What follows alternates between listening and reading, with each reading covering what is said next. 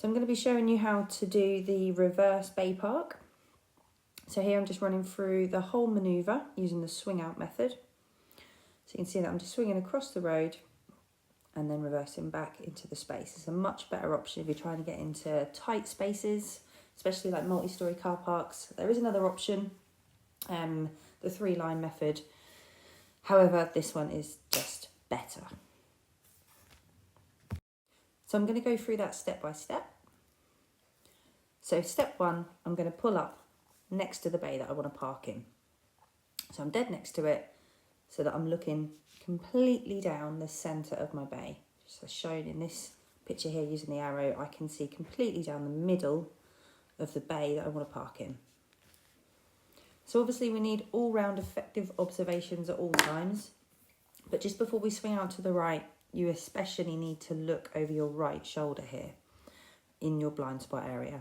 Once you know there's no one there, we can then just continue to swing across to the right, knowing it's all clear, keeping an eye in your left wing mirror. Now this bit's really important because you need to be able to see the bay look in a certain way. So I'm just going to show you my wing mirror as I swing across and what I'm looking for. So as you can see, the opening to the bay is coming in there.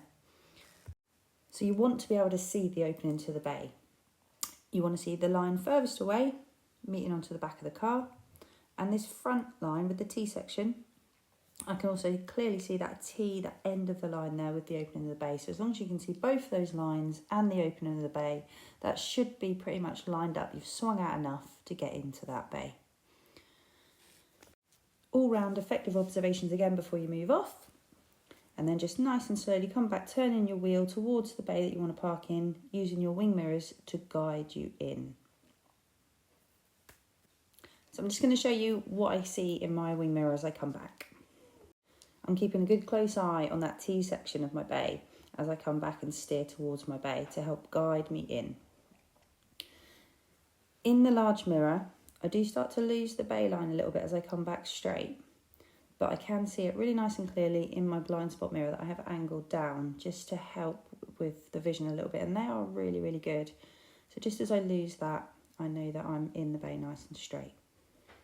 So just to run through those pointers again, you want to pull up next to the bay that you want to park in so you can look down the centre, swing out so you can see the lines and the T section and the opening of the bay, and then reverse back using your wing mirrors with great observations all the way around and all the time. Check it around and finish nicely in your bay. Thank you for watching.